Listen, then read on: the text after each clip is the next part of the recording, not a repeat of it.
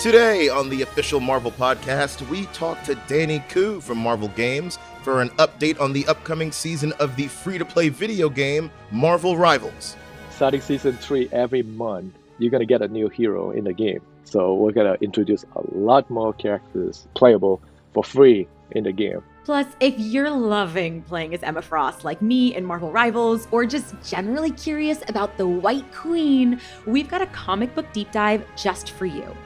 I'm Ray Lowe. I'm Langston Belton. And this is the official Marvel podcast.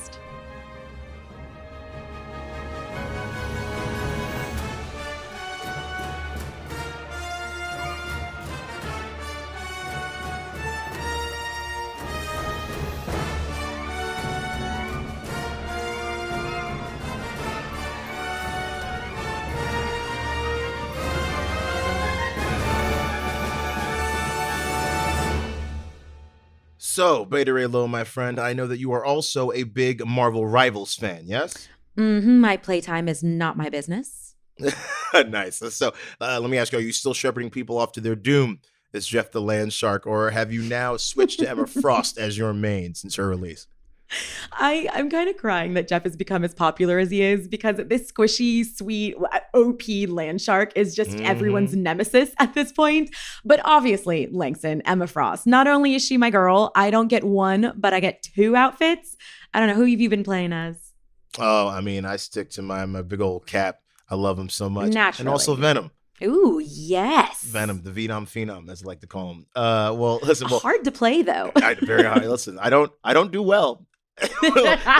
listen, You're getting shoot off by Jeff the Land Shark. Listen, I'm getting everything in that game. Well, listen, it sounds like we're also really enjoying this new Hellfire Gala inspired season. So I thought it'd be fun to check in with Danny Koo from Marvel Games to hear more about what they've got planned this season. Check it out. All right, everyone, I am here with executive producer for Marvel Games, the one, the only, Danny Koo. Danny, how are you, my friend? Hi, Langston. Thank you for inviting me. We are very busy here cooking up some Marvel Rival stuff.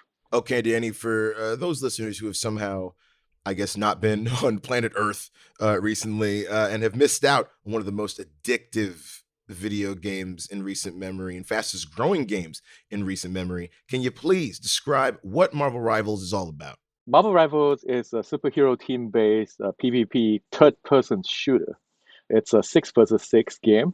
You can pick countless of heroes from a roster choice of about 45 now. And, the battlefield is going to be ever-changing. And every season, we're going to come with new heroes for players to try it out. You can download this game on Steam platform, PlayStation 5, Xbox. It's up to you. As you're talking about it, I'm thinking about jumping on right now. So the last time you joined us on the podcast is kind of cool. It was right as Marvel Rivals was about to launch in December of 2024. So how have things changed since the launch? Oh, let's see. It has changed quite drastically. We got overwhelming positive response from the Marvel fans. This game is in its 7-month mark.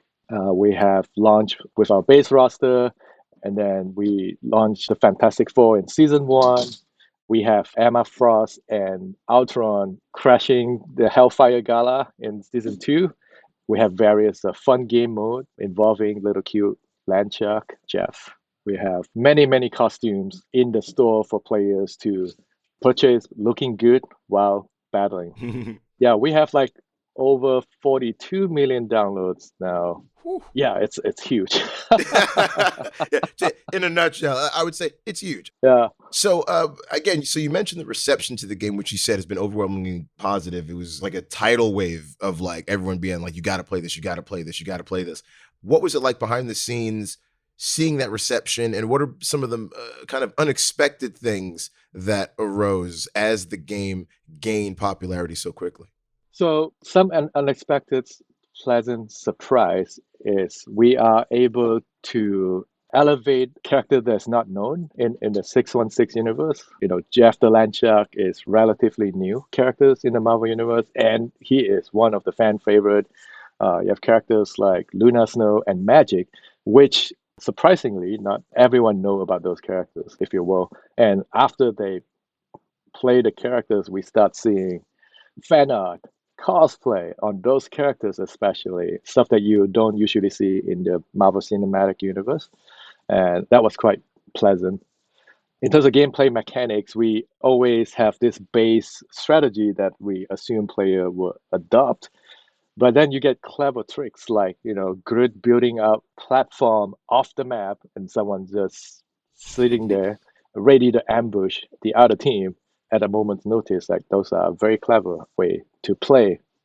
And in terms of players, we have fans globally, this game available globally.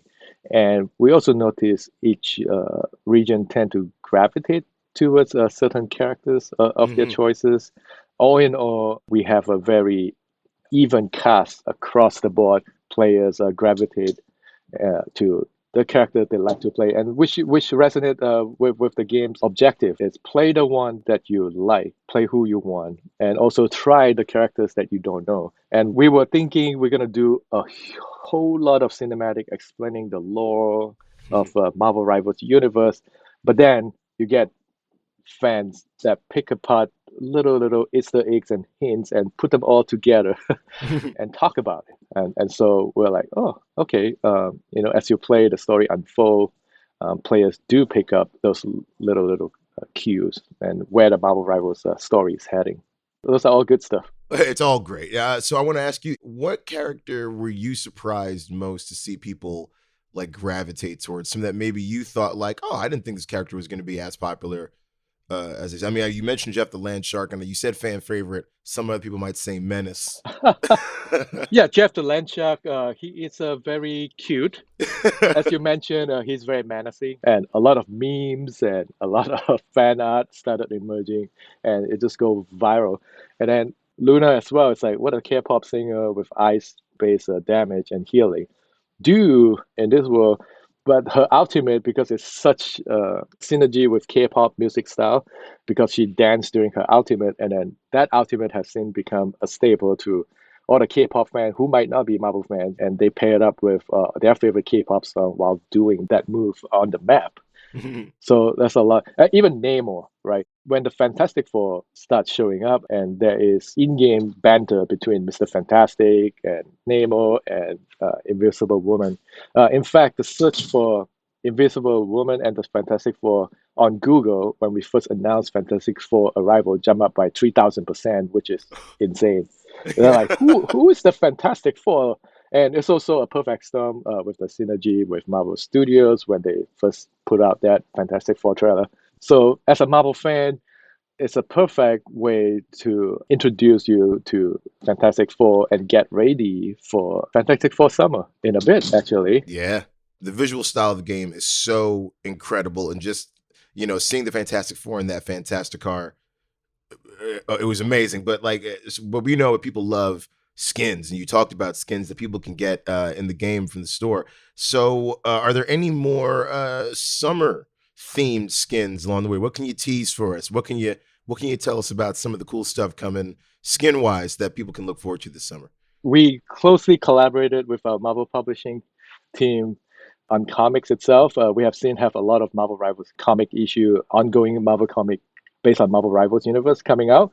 And this time when they announced the Marvel Swimsuit Edition comic coming back in July that just launched, we also have Marvel Rivals version of the swimsuit to celebrate the summer.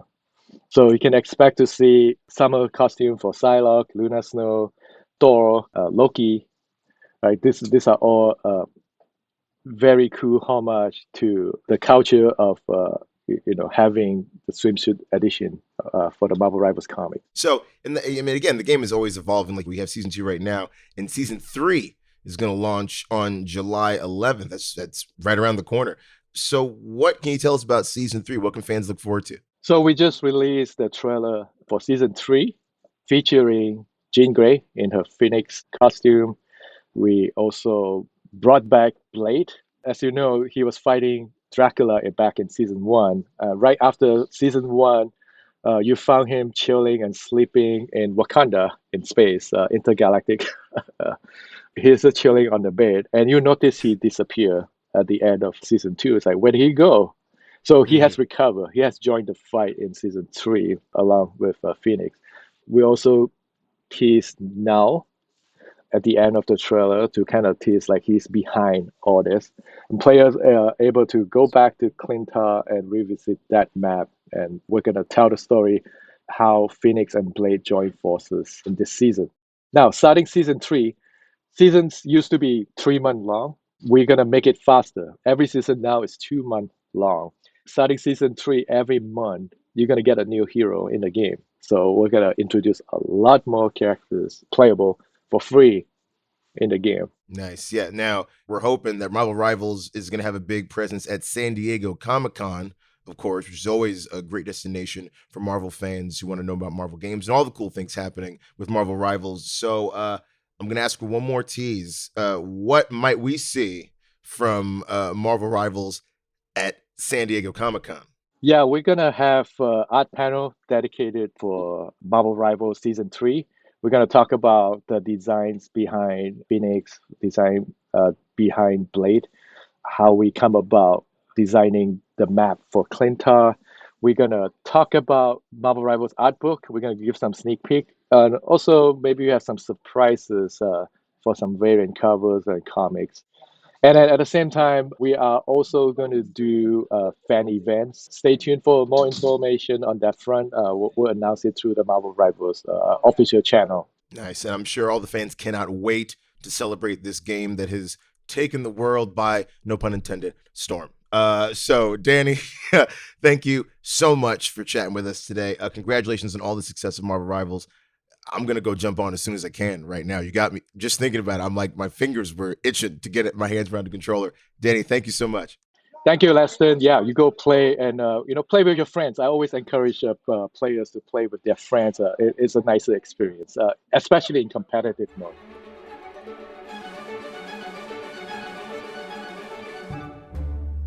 While Emma Frost has been seen terrorizing game lobbies throughout Marvel Rivals, I'm sorry, that just might be me in your screen. She's been terrorizing everyone from the X-Men to the Hellfire Club to even Iron Man over in the comics. Yes, exactly. Hey, don't even get me started on her and Cyclops. I can teach a class, I can teach a course. But for those of you out there who may not know who Emma Frost is or may have just been introduced to her in Marvel Rivals for the first time, we've got a comic book character breakdown for you. Right, because she's elegant, poised, and petty to the supreme. Emma Frost, sometimes known as the White Queen, has never known a team that she would not betray. I mean, she's looking out for herself and herself first. The only things frostier than her name are her icy demeanor and her cold, calculated deviousness. But does Emma Frost really deserve the untrustworthy, out-for-herself reputation that she's been labeled with? Over the years, she's double-crossed just as many bad guys as good guys, leaving many unsure whether Miss Frost should be slotted as a hero or a villain. So let's take a look into her past and see what kind of heart we find beating under that diamond hard exterior. So baby Emma grows up in Massachusetts, and like many children from old money, blue-blooded families, she's shipped off to an elite boarding school.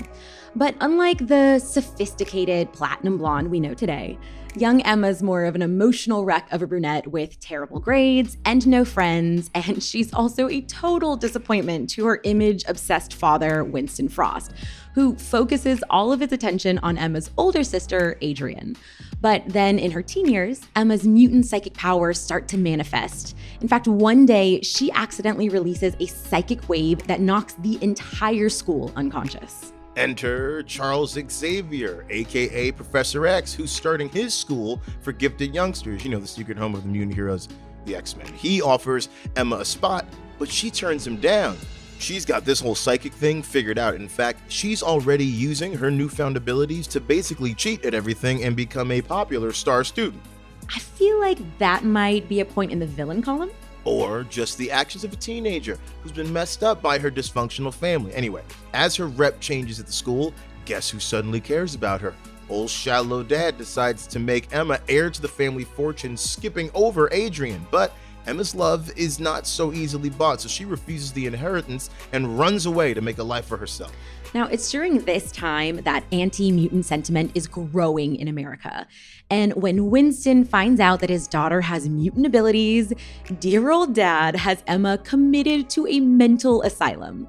She uses her powers to easily escape, but still, you cannot tell me that this guy is not the worst. Absolutely. So now penniless Emma makes her way to New York City. Rather than living on the streets, she takes a job as a dancer at the Hellfire Club. Not only is she a dancer, she's taken on a whole new persona. She dyes her hair blonde. And I really need to know what box dye she's using because it literally stays that way forever. I need to give you some of that, yeah. So now, how best to describe the Hellfire Club? Well, it's the kind of place conspiracy theories are built around, like a social club for the wealthy and influential that has been using its power and money to interfere in world events for centuries. They also love dressing like it's still the 1700s. I'm talking corseted bodices, buckles on shoes, cummerbunds. Also, the Hellfire Club call their leaders by the name of chess pieces, like White King, Black Queen, White Bishop, etc. So now when Emma's mutant status is discovered by one of the club's wealthier members, Sebastian Shaw, he surprises her by making her a full member of the club. See, Shaw is also a mutant, and he has recently discovered that some of the group's inner circle are not just anti-mutant bigots, but actually helping fund the construction of the giant mutant hunting robots known as Sentinels. And he needs an ally to help take him down. Okay, see, now I'm getting strong hero vibes from this, yeah? Well, Emma helps Shaw as he murders the club's current leaders, and the two of them declare themselves the White Queen and Black King, respectively. Okay, I spoke too soon. That sounds fairly villainous. But working with Shaw doesn't mean she likes him. In fact, after learning that Shaw's abusing his fiancée, Emma helps her fake her death and take on a new identity. A very risky move for which I'm sure there's no personal benefit whatsoever. Oh, and also, when you think about it, the Hellfire Club basically now has the same mission as the X-Men, to stop anti-mutant persecution. Yes, but the X-Men generally frown on murder and all the other illegal activity the Hellfire Club treats as day-to-day business. In fact, it's their very different approaches to aiding mutant kind that leads to numerous clashes between the Hellfire Club and the X-Men over the years. That hostility comes to a head when Emma decides to start her own school from Young Mutants to rival Xavier's. And I cannot believe Xavier once had the unmitigated goal to think Emma should be a student. Absolutely not. Anyway, she opens the Massachusetts Academy and recruits young mutants for her team, the Hellions. And don't get me wrong, Emma genuinely wants to help these kids. Yes, but she also really wants to outdo Xavier, which is why after trying to recruit a young mutant named Kitty Pryde and then seeing some of the X-Men attempting to woo Kitty to Xavier's school, Emma attacks the X-Men, which is not just a bad guy move, but a bad idea because she almost dies. And Kitty ends up choosing Xavier's school anyway. Things do eventually change between the two schools, though. After a bunch of Xavier students lose control of their powers, Emma uses mind control to get the students to transfer to her school so that she can help them. And through Emma's care and guidance, the students fully recover. But when Emma realizes how much these kids care for their old teacher and want to return to Xavier's, she lets them go. See, I'm not really sure how to classify that one. Good, bad? Probably best not to overthink it because this ushers in a new era of cooperation between the schools who even trade students from time to time. Although this is when disaster strikes. The Massachusetts Academy is attacked by an army of mutant hunting sentinels that kill nearly the entire Hellions team. And that's just sad for anyone, hero or villain. Well, yeah, Emma is devastated, and it prompts some serious introspection for Emma. So a short time later, when she learns that a group of evil aliens are hunting a bunch of young mutants, she teams up with the X-Man Banshee to rescue the kids. Emma and Banshee then start another new school to train the rescued mutants who go by the team name Generation X. All very heroic stuff. Indeed, but when Emma's school runs into financial troubles, Emma's first instinct is to persuade some new investors. But Banshee reminds her that she should be setting a better example for their students. So Emma humbles herself by asking her big sister, Adrian, for assistance. Adrian agrees to bail out the school, but only if she is made co-head mistress, to which Emma begrudgingly agrees. Big mistake. Adrian's been holding a super grudge against Emma, having never forgiven her for stealing Daddy's affection, even temporarily.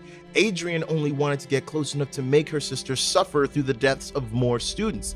Tragically, she causes the death of one Gen X student, Sync, after which Emma kills Adrian. Okay, I cannot disagree. Killing your own sister is bad, but she did do it to protect her other students, right? So she believes, but when those students learn what she did, they lose their trust in her, and the Massachusetts Academy is closed. Time passes, and Emma develops a secondary mutation that allows her to transmute her flesh into solid diamond. Also, Xavier's school invites Emma back to teach and join the X-Men. She quickly proves her worth, too, when she saves the entire school from an attack by Professor X's evil twin sister, Cassandra Nova. Still, not all the X-Men trust Emma, especially Kitty Pryde. Well, that might have something to do with Emma having kidnapped Kitty on multiple occasions, maybe. And maybe the repeated unethical use of mind control to get her way. Possibly, I don't know, the whole sister murdering thing too. But despite iffy relationships with some of her fellow staff at Xavier School, her students still all love her. The one thing that no one can take from Emma Frost is that she's a great teacher. She genuinely cares for her students, and they adore her in kind. She notably takes to a group of identical quintuplets who go by the name of the Stepford Cuckoos, all of whom have psychic powers and all of whom look strangely like Emma. The Cuckoos turn out to be Emma's clones, daughters. You know what? Long answer, they were bred by a mad scientist who had stolen some of Emma's eggs while she was in a coma many years earlier. Comics are strange. So, Langston, when did the X-Men start really trusting Emma? Well, Ray, do they ever? I mean, some certainly do, but others, I will say she doesn't make it easy for them. Like, a lot of the X-Men see Emma as a power-hungry interloper when she starts dating their leader, my personal favorite, your friend and mine, Cyclops, after the seeming death of his longtime wife, Jean Grey. But then Jean returns, and Cyclops goes back to her, and Emma's heart, which is not solid diamond, genuinely gets broken. Not that she's going to let anyone know how hurt that she is. Okay, but where does Emma Frost stand on the hero-villain count? I mean, there's the time that the Green Goblin takes over the nation's security forces, and Emma volunteers to lead his dark X-Men, so villain? Yeah, but then we find out she's been a double agent all along and helps defeat the Goblin in the end. Plus, there's the time she calls on the X-Men to help her destroy the corrupt and dangerous Hellfire Club once and for all, so good. Sure, but after defeating Sebastian Shaw, she changes her mind, decides the club could still do good with her in control, and then declares herself Black King. Maybe not the most selfless decision she could have made. Yeah, oh, I got another. This is after the anti-mutant group Orcus attacks the mutant nation of Krakoa, kills a bunch of people, and frames the mutants for it, turning them all into fugitives. Emma is on the run, working with Tony Stark, yes, that Iron Man, to plan their retaliation against Orcus. To complete the charade, the two even get married, and after their plan ultimately succeeds and Orcus is defeated and the mutants are exonerated, Emma annuls the marriage even though Tony has developed real feelings for her. At this time, it's Iron Man who gets his heart broken, deservedly so, some might say. Yeah, okay. Hero or villain in that scenario, Langston? Does she have to be one or the other? Emma Frost is just a person, albeit one who can control minds and turn into diamond. Yes, she's a person that has backstabbed many a friend and teammate, pay little regard to the ethics around messing with someone's head, and yes, killed her own sister. But she's also a person who has sacrificed herself countless times for the sake of friends and teammates, and even people she barely knew. She's also a person who cares about nothing more than mentoring young people and guiding them towards their true potential. Listen, and considering her family upbringing, I personally think we should all be amazed she's just as well adjusted as she is. I mean, she's independent. She's financially independent. She's got a multitude of abilities. You go, Emma Frost. You're who I want to be when I grow up. Maybe not, but maybe a little. You know what? You still can. You know, maybe it's time to give Emma Frost a break. These days, she's leaning into her strength. She's working with Kitty Pryde, with whom she has, against all odds, developed a close and meaningful friendship to mentor a new generation of young mutant heroes. After all, Emma Frost is nothing if not always for the children.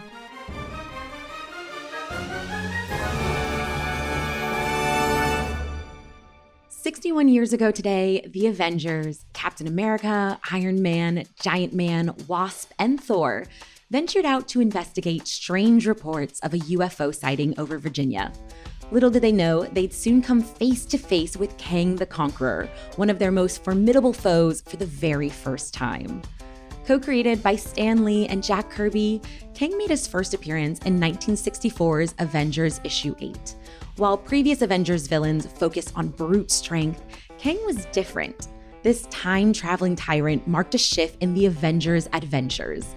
Readers were treated to something bigger, cosmic even, as Kang's ambitions created existential threats to space and time itself.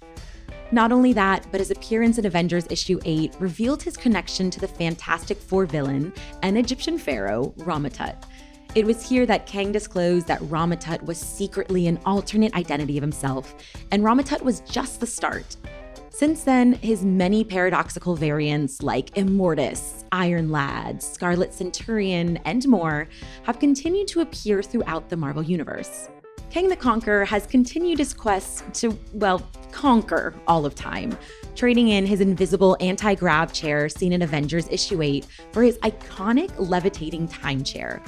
He's continued to face off against the Avengers, Fantastic Four, Spider-Man, and so many more, securing his position as one of the greatest villains of all time.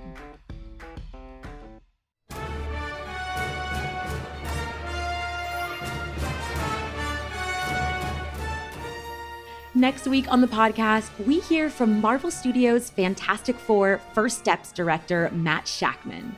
It was just about kind of understanding what people in the 60s thought the future would look like, then bringing that back to a base level 60s period movie. So that's what it was. It was like, what if the House of Tomorrow wasn't tomorrow, but was today in a New York City that we also recognized? That is all we have for this week, though. If you haven't already, please make sure to drop a rating, comment, review, or maybe just tell a friend about us. This episode was hosted by my friend, Langston Belton, and me, Raylo. Our producers are Jasmine Estrada and Anita Flores. Additional writing by Christopher Healy. Thanks to our Senior Manager of Audio Production and Development, Brad Barton, and Production Manager, Emily Godfrey. Mixed by Rye Dorsey. Theme music by Ida Akbal. Executive producers are Larissa Rosen and Jesse Berger. As always, thanks for listening. We'll see you next week.